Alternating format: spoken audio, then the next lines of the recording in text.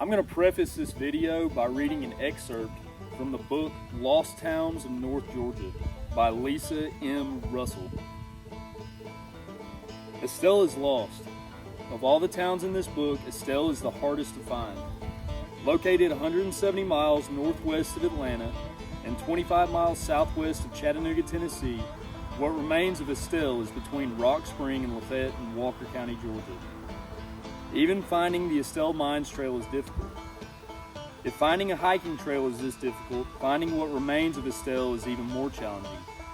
Most of the remnants are a difficult hike covered with thick Georgia undergrowth.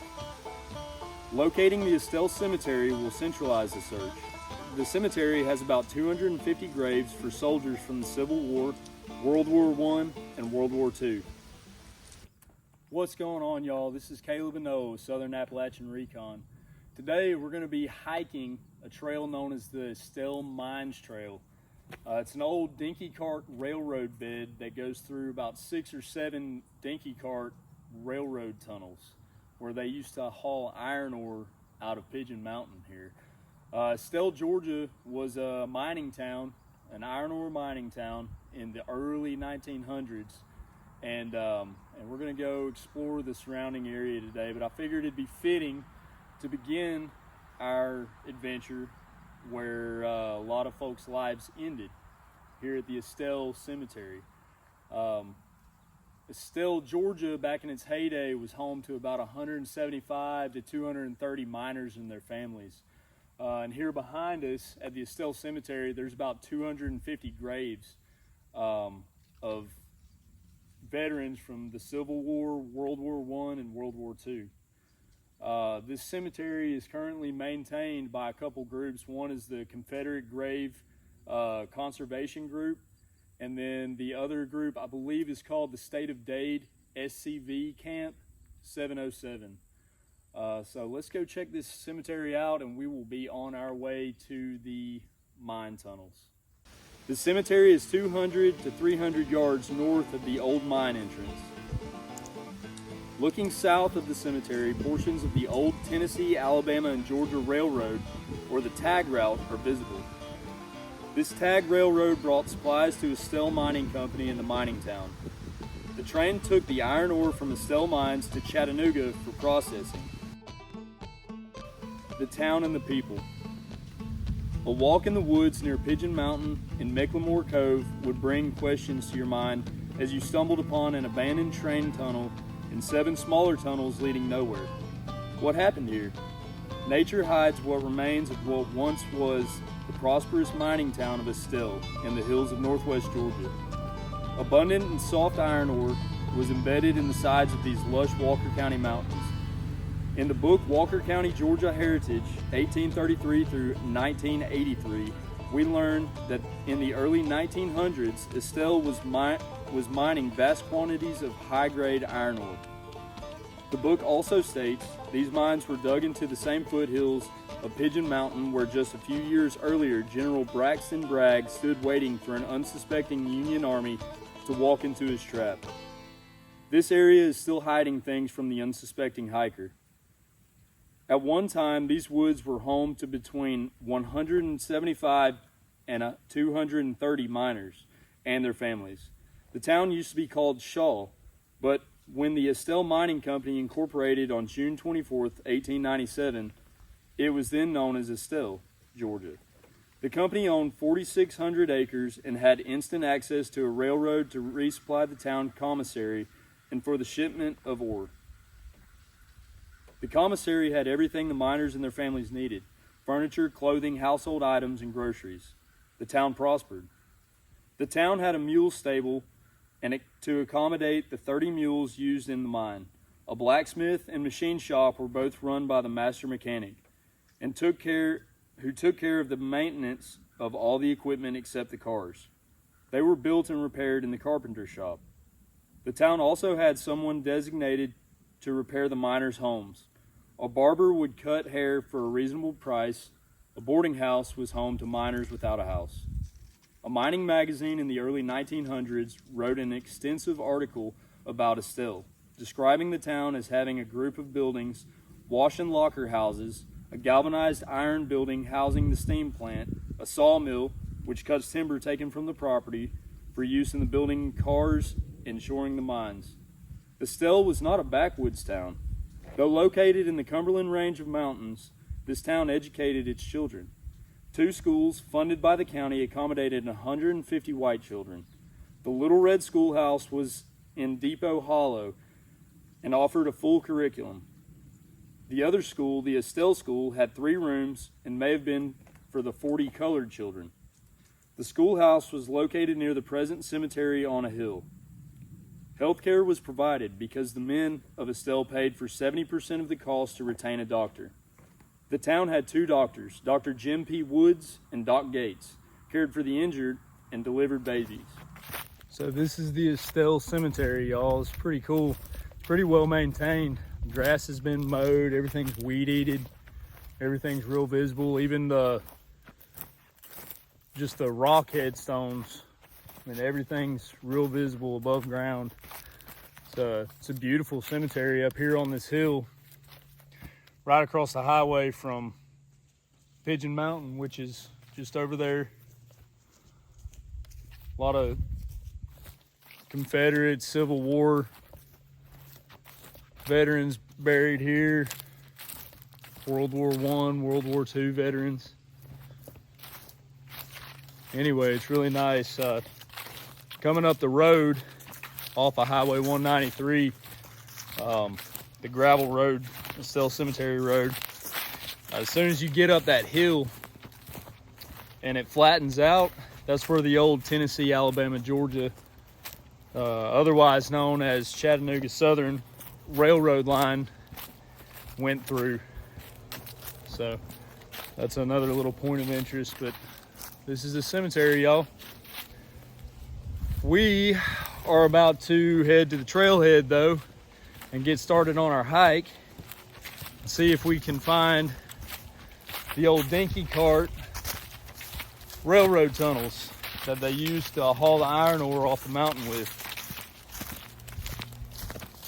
But I figured this would be a good spot to start the video because it's very closely related to the town and the activities that went on around here in the early 1900s till about 1925. But this is the Estelle Cemetery, y'all. It's pretty. Y'all come check it out if you're on your way to the mine trail. Stop by and check this out. It's cool.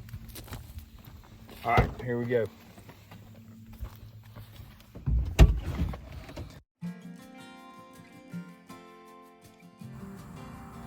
Mining ore was dangerous. One young boy was run over by a Dinky car and died the following day.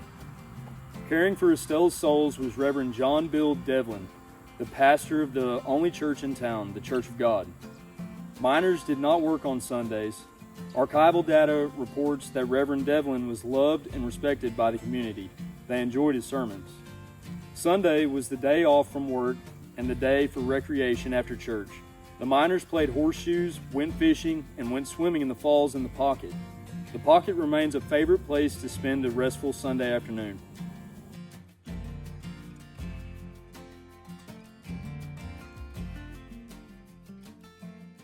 All right, here we are, folks. We're at Crockford Pigeon Mountain Wildlife Management Area. We're at the parking lot for the trailhead of the trail we're about to hike. There's actually 3 trails that take off from this spot. We came down Highway 193 and took a left on Hog Jowl Road, and then we took another left on Pocket Road. And it's paved for a while, and then it drops off to a gravel road. It looks like you're going onto somebody's private property, but you're not. You just stay on the gravel road and you're gonna finally see wildlife management area signs like this. Right here's the signage that tells which way all 3 of these trails are, and we are taking the Estelle Mines Trail, which is this way. So here we go. Let's go find these tunnels.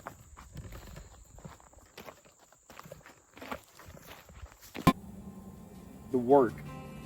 Mining would have been impossible in this rugged terrain without the use of rail. Christopher Muller describes the two rail systems used. Goes on to talk about the Tennessee, Alabama, Georgia Railway, and the same railway was previously known as the Chattanooga Southern Railroad. Gravity-powered cars first carried ore out of the mines. The ore was then transferred to 10 and 20-ton cars and hauled east on the narrow-gauge railroad to Estelle. At Estelle, soft ore was loaded directly into standard-gauge rail cars, whereas the hard and semi-hard ore was first run through a crusher before loading. Steam trains then hauled the loaded cars north to the Southern Steel Company's furnace at Chattanooga. You can see how they cut this railroad bed right in these little draws. See how the hill comes down like that, flattens out, and goes way back uphill. Guarantee you this is the old railroad bed right here.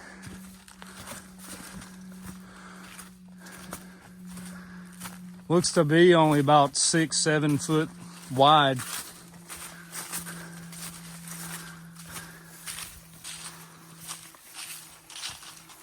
TAG depended on the Estelle mines for a large portion of its freight business, and the mine supplied most of the ore for the Chattanooga Iron and Coal Corporation's furnace.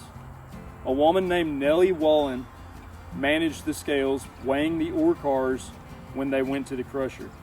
The ore left the crusher and then went to a chute and onto the rail cars. When the mine needed workers, boys as young as 7 were enlisted to load ore. 10-year-old boys worked at the crushers, and 12-year-old boys became mule boys. We're walking down this trail right here going that way, and just off to our left, there's kind of an opening, and I look down, and that's obviously a roadbed right there. A big, wide roadbed. I wonder what that had to do with. Definitely something that had to do with the mines, I guarantee you. It's just down the hill below this trail we're on, which I do believe is the old Dinky car railroad bed. Just a little interesting tidbit. Early records explained the mule boys would leave home around 6 o'clock in order to get the mules prepared for entry into the mines at 6:30. The mule boys worked 10 hours a day for 20 cents per hour. Other jobs available to men and boys included firemen, engineers, push boys, and brakies. Things slowed in 1919 because of labor strikes. Major strikes included an iron and steelworkers strike in September 1919, a bituminous coal miners strike in November 1919, and a major railroad strike in 1920. These strikes damaged the iron ore market. According to economist J.R. Vernon, however, by the spring of 1920, with unemployment rates rising, labor ceased its aggressive stance and labor peace returned. Estelle Mining was sold to Iron Products Corporation in 1919, but the mine closed in 1924. Oh yeah. How about that, y'all? It's the first one we've noticed. First one we came across here. Just off to the right of the trail. Kind of up this steep little draw. It's hard to even see it from the trail because it's filled in over the years so much coming down off this. But as you can tell, just right off to the right of the trail, there's this cut that comes up through here and you can just barely see the top of the hole. So let's go down in here and check this out.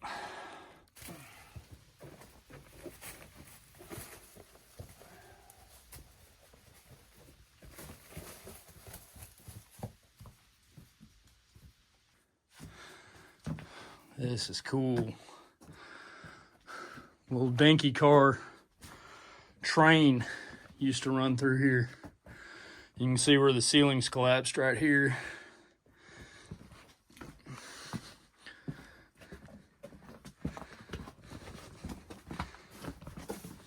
super cool, y'all.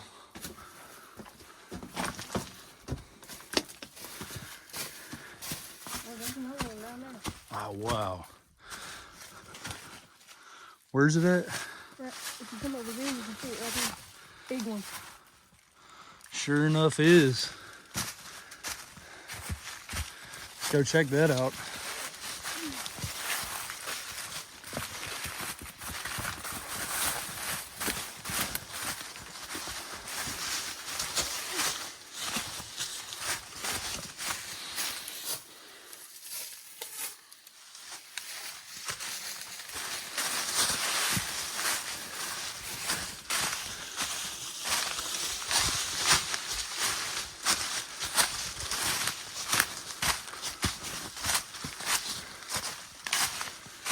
Uh-huh. Dude, that is cool. That one's super short. Look at that tree growing right on top of it. All right, let's do this. Oh, it's steep. Oh, yeah, it's steep.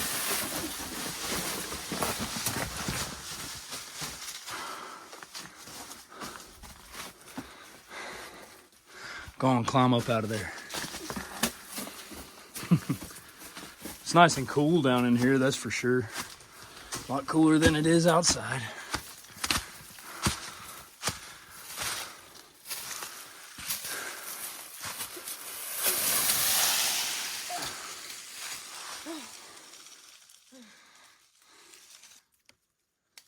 All right, we're right just on this bottom side of that second tunnel we went through, and it looks like either the tunnel used to keep going and came out like right here, or there was another tunnel that's just been caved in. It's kind of hard to tell on the camera because of all this brush right here in the way, but you can see that kind of cutout in the rock all right down through here.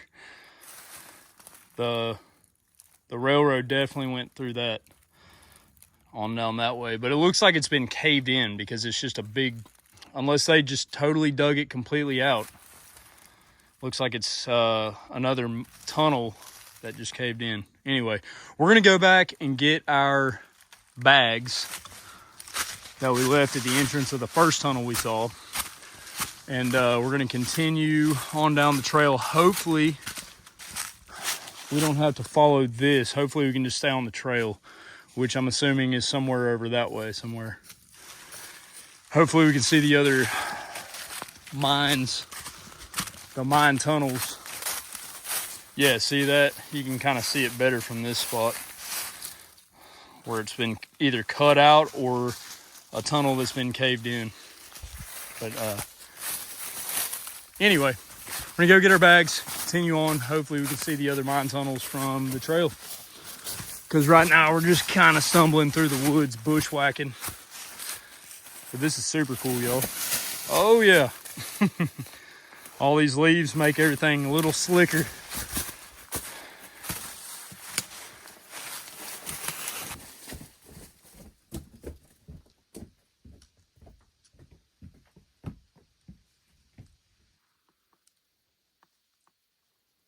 All right, we're back out on the trail heading the way we were originally heading. Looking for more mines. That's 2 of the supposedly 7 that are out here. So that's cool. We're on the road again. Perfect day for this stuff. Beautiful. You can just barely see Lookout Mountain out there, out in the distance, just to the west of us. That's Lookout Mountain. And we're currently on the western side of Pigeon Mountain.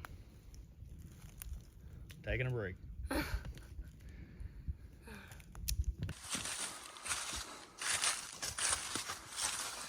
All right, just off the trail to the right again. Here's the third tunnel we've found. It's incredible. These big old trees have grown up right where these tracks used to be. Look how they cut this rock out or dug it out. Super cool looking, y'all. Definitely gives old ruins vibes. That is sick. Going down in there, dude.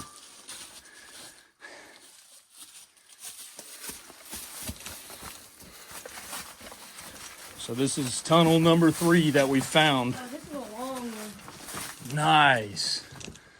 Oh yeah, y'all. Yeah, this is a pretty long one.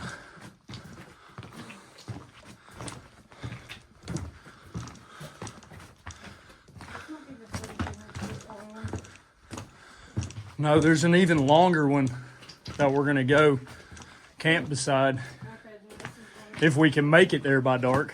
Oh, and lizard. Whatever kind of lizard. Oh, that's a salamander. Yeah. That's cool. All right, let's go.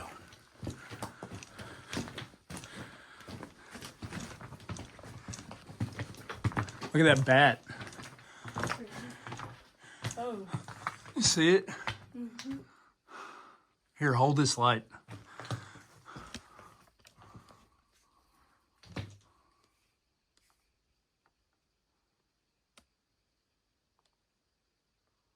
All right, we'll leave him alone.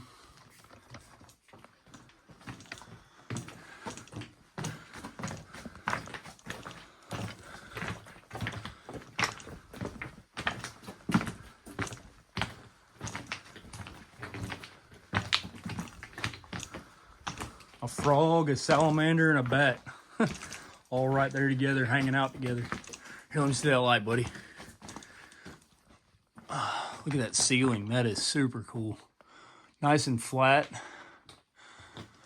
Got calcium deposits dripping through, making soda straws.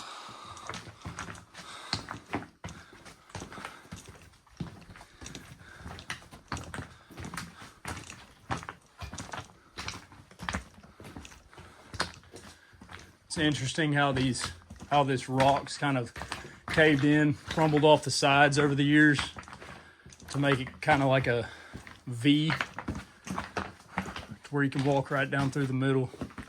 There's what the side walls of the cave look like. Look at that, all that calcium. Feel how smooth that is now. Smooth, isn't it? Mm-hmm. Yeah, sure.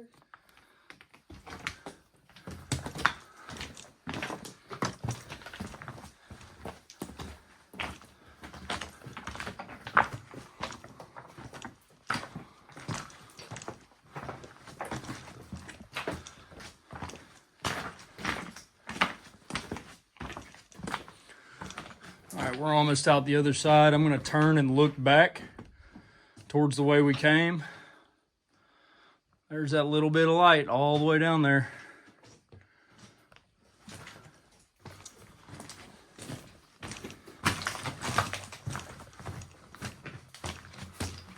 I wonder if there's another tunnel right on the other side of this one, just like the last two we saw.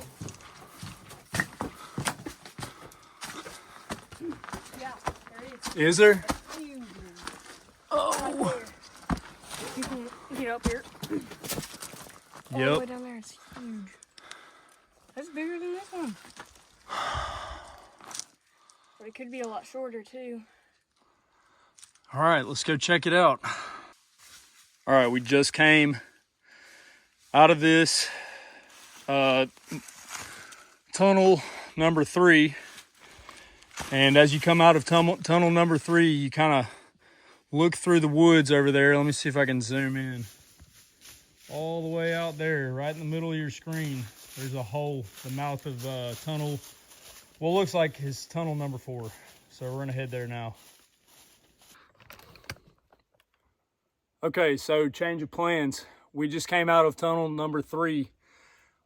It's a pretty long one. You can see from end to end in it.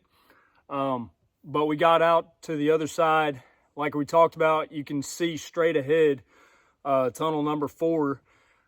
And Noah left his backpack back at the entrance of this one. I brought mine, as you can see.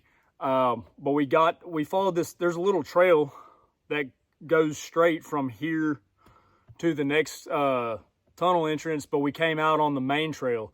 So the main trail kind of goes around this big bend in the mountain or the hill or whatever. So what we're gonna do is Noah's going straight back through this tunnel, grabbing his bag, coming straight back through this tunnel, and we're just gonna continue on the main trail instead of going to this next one and then backtracking back through here, getting our bags, and then walking the trail all the way around. So this is just a lot quicker. So just for just a little tip for you guys, if y'all come out here, if you come up on tunnel number 3, you can just walk straight through it and skip a whole bend in the trail and just keep going.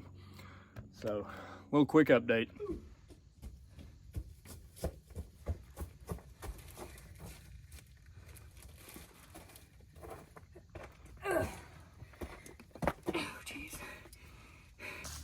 All right, that's the backside of tunnel number 3.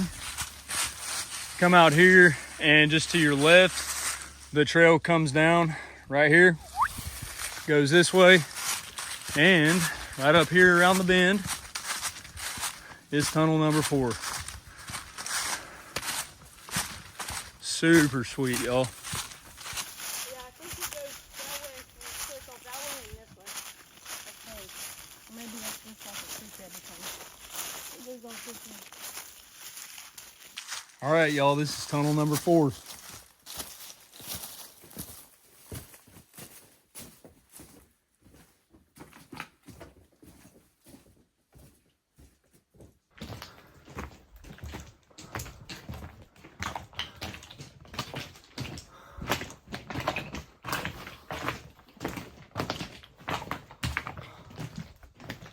This is so cool, y'all.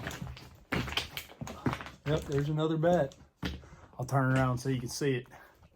There's another little bat. Looking right at you. All right.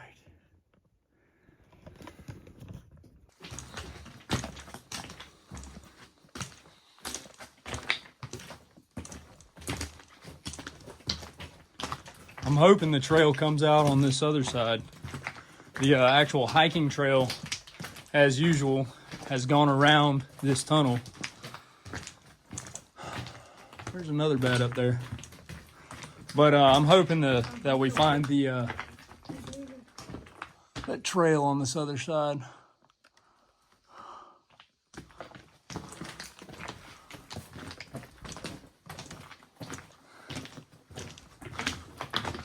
This is tunnel number 4, y'all. Another bottle. Huh. What's it say on the back side of it? Oh, that's cool. Somebody left Bibles in the middle of these tunnels. That's really cool. King James Version. We'll leave that for somebody else to pick up. Oh, look at that old horseshoe. Look at that. That's cool. All right, let's keep going.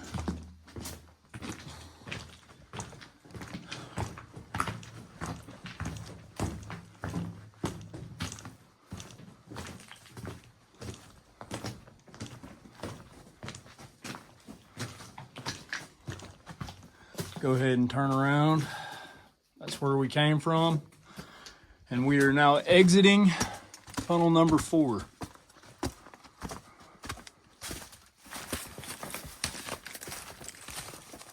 There's another trail.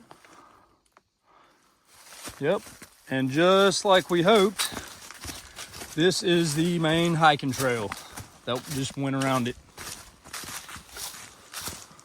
Perfect. We're still on track, y'all. All right.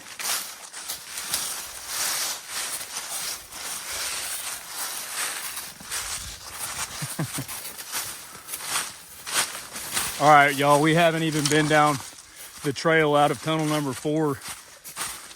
for, I mean, maybe 60 seconds, minute and a half maybe. And on our right, here goes tunnel number 5. I'm hoping this one's doing the same thing. Has the trail just go around it. This is so cool, y'all. There's a little bat right there. Let me see how close I can get to him without disturbing him.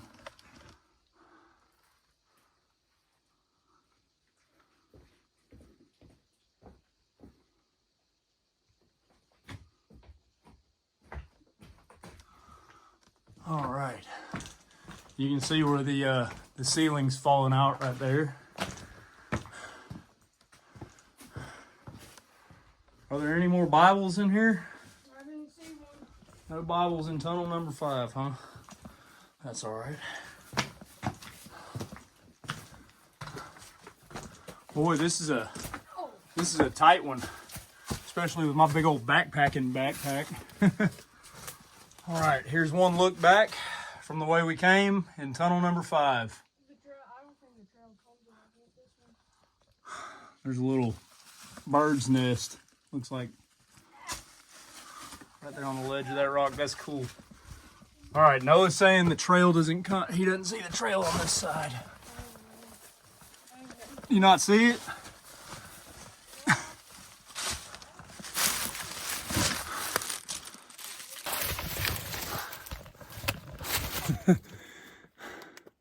Look at what I'm dealing with, this big old backpack. Out here on my hands and knees, boy. All right, that's the backside of tunnel number 5. Okay, y'all, we just came out of tunnel number 5, and at first it didn't look like we saw the trail anywhere, but after further review, you can just keep going out of tunnel number 5 and you'll run into the main trail where you can keep going. So that worked out perfectly. That's what we wanted. I see tunnel number 6. Oh, and Noah sees tunnel number 6 up ahead, looks like, and I believe he's right. I'll turn it around when we get there. And here is tunnel number 6. Now, as far as I know, y'all, there's only 7 of these out here. And I know where the 7th one is. So we're almost, we may be almost there. Maybe almost to the end of the trail where we can set up and camp for the night. Yeah, this is cool, y'all.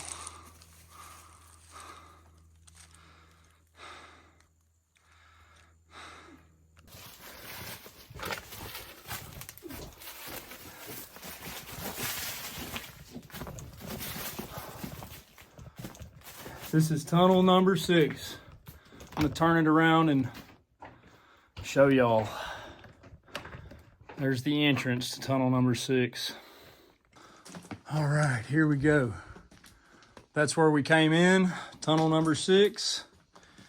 And here's the tunnel.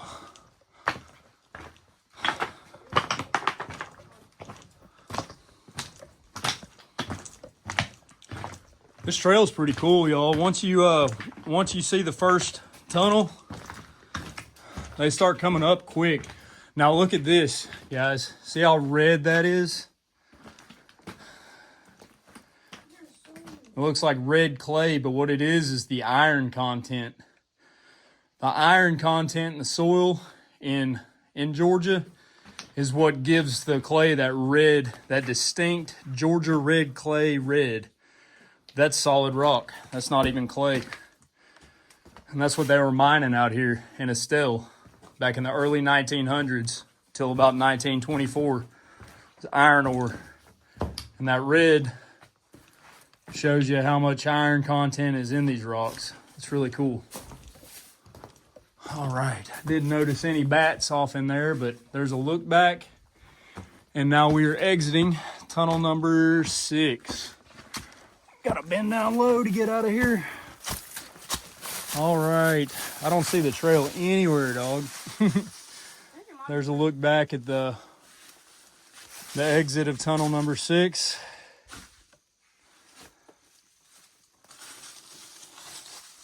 Super cool, y'all. All right. Noah's going down through the woods to look for the trail. All right, good to go. All right, so you can go through tunnel number 6 and just keep going straight down through the woods, and you'll find the trail.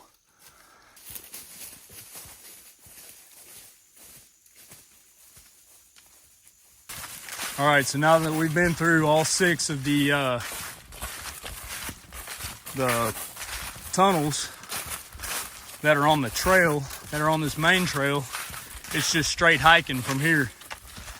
We're gonna come out in a little field, hop on the Forest Service Road, also known as Estelle Mines Road. Hike down that gravel Forest Service Road for a ways to tunnel number 7. I'm not sure how far we are away from that field, but I don't think we're too far. Should be coming out in it pretty soon.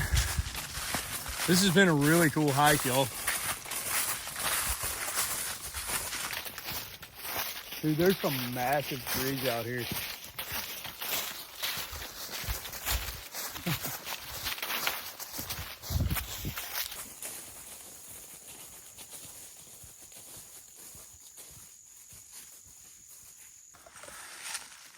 All right, y'all, we've come out. This is Walden Branch. Can't hardly tell it.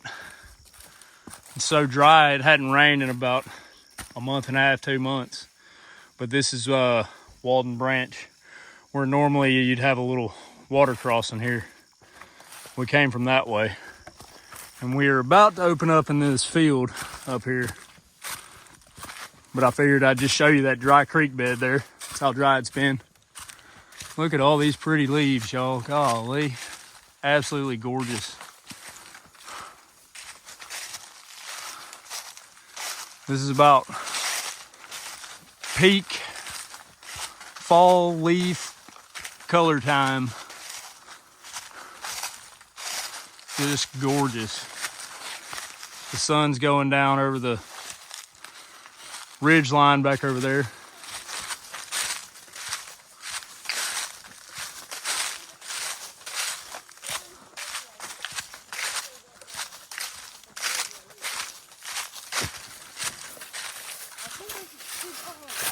All right, that's the branch trail, see, Noah? We're not going uphill. So when you see these 2 green blazes, it says branch trail. That is not the way you go to find the 7th Dinky car train tunnel. You just keep going straight past that. And here's the little pasture I was talking about here on our left.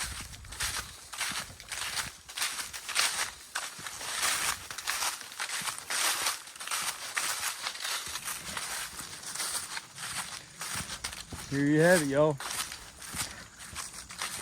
Just right out here is that gravel Forest Service Road that I was talking about. This is called Estelle Mines Road.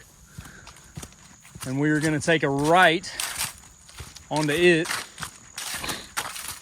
and go down to the 7th tunnel.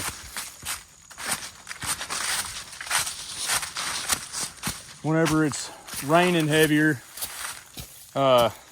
there's a little creek that runs through here. And right down here at the very end, that's where this road dead ends. There's kind of a turnaround down there. You can park down there also. But we're gonna hike down this road, and the 7th Dinky car train tunnel is gonna be on our right. I'd say probably about a half a mile. So I'll turn this back on when we get to it.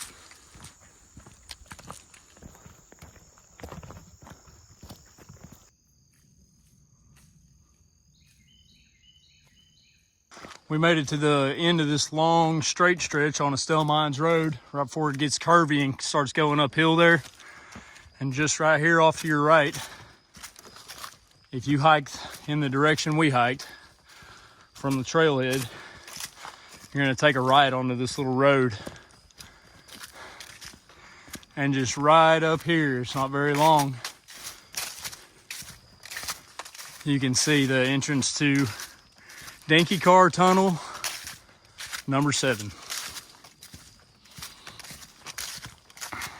Straight ahead, right there in the middle of the frame right there.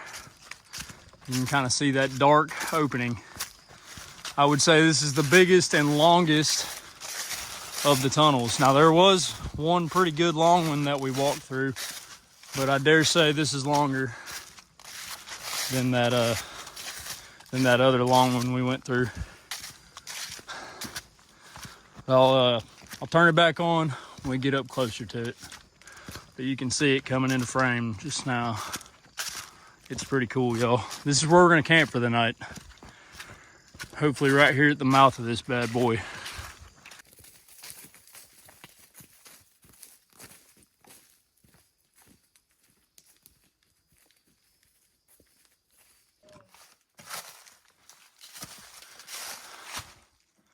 This is tunnel number 7, y'all. This is looking back out towards the Forest Service Road that we came in on, Estelle Mines Road.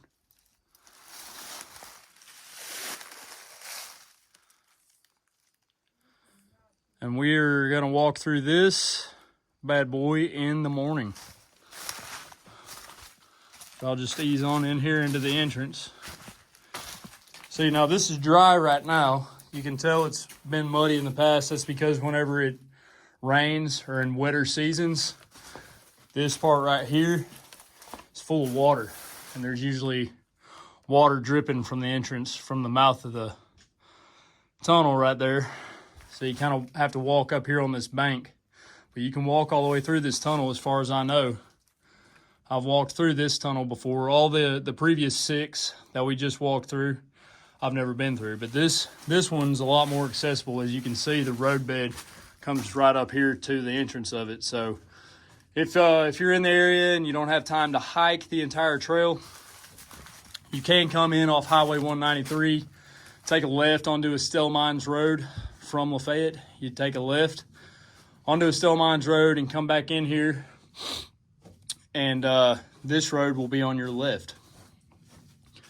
And it like I'm showing you here, the roadbed just comes right up to the entrance of it, and this is it.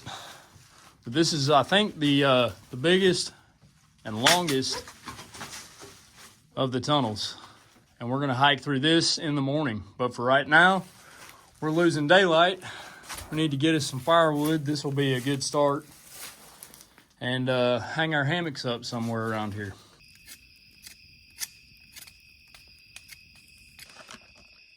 All right, I'm gonna show y'all our setup. Here's the roadbed that comes into the light gauge railroad tunnel, number 7. Here's my hammock, my backpack. There's our pile of wood, little campfire. Gonna cook us some cheddar dogs and got hot dog buns and ketchup and mustard. There's Noah's hammock, hung between that tree and that tree, right there on that bank. He's still working on his hot dog stick.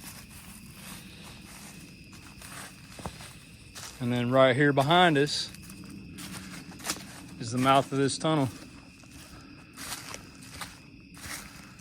Pretty cool spot, y'all. How many of y'all have camped right at the mouth of an old abandoned mine tunnel? That's pretty cool. As you can see, there's just barely some light left in the sky. But this is where we're calling home for the night. And in the morning, we're gonna hike through that tunnel, tunnel number 7.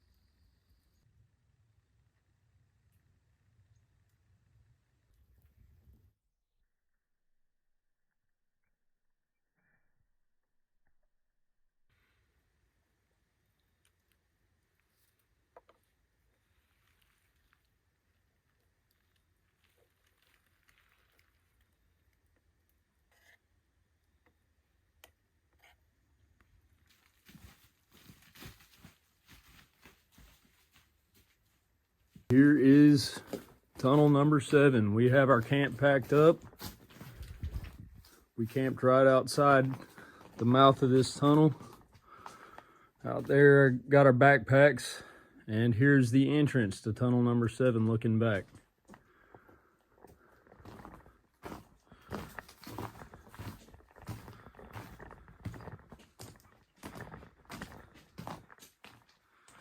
You can see how the ceiling's falling in right there.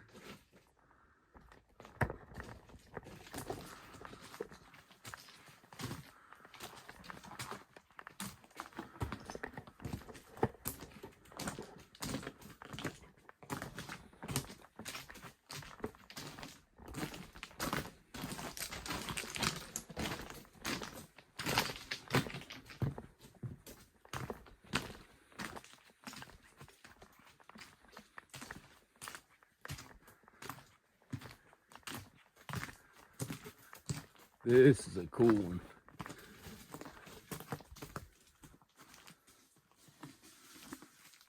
See, you can't see from one end to the other in this one. This one's pretty long.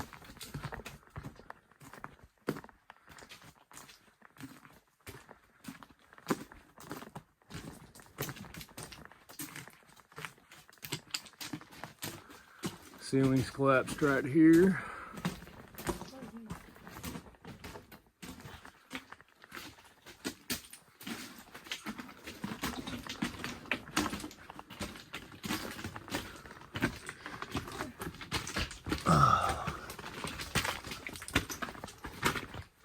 A lot more of this has collapsed since the last time I've been here. I don't even know if we can make it through.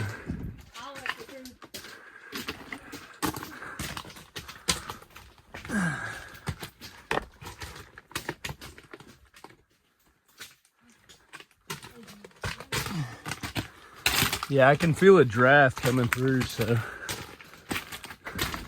just don't touch that ceiling, Noah. Okay. Don't want any more of that to fall.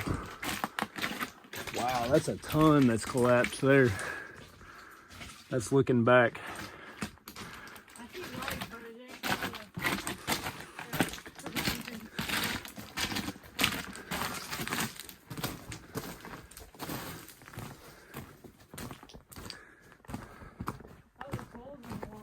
No way.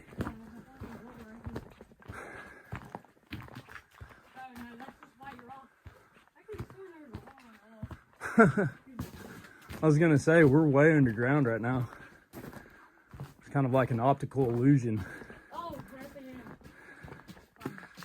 Yep, there's the other entrance up there. Wow.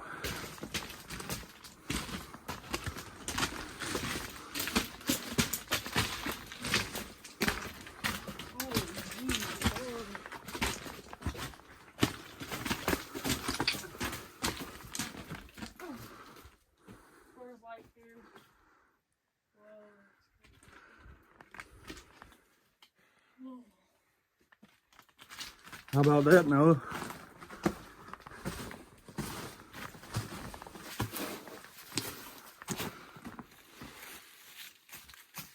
And there's where the train would go. Yeah, and right up above us here, if you walk right up this hill, you'll make it to the Forest Service Road, Estelle Mines Road. We ain't gonna go that way, but I have before. This is looking back at the exit of tunnel number 7.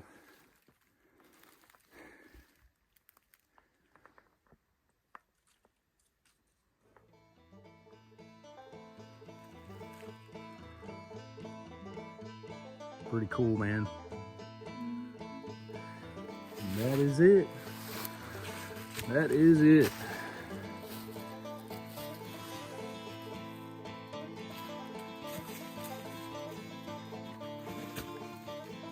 All right, we're gonna head back now.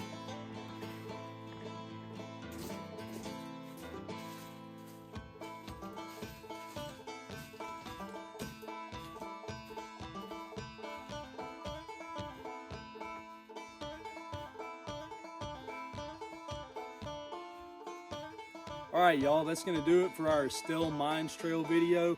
It was a great camping trip, great trail. I'd highly recommend y'all come do this if you're ever in Northwest Georgia. It's a great trail. It's got 7 old mine tunnels on it. And if you enjoyed this video, we've got plenty more like it, so please think about subscribing to our channel. Like this video, give us a comment, let us know what you think about it. Follow us on Instagram at Southern Appalachian Recon, and we will catch you on the next adventure. Thanks for watching.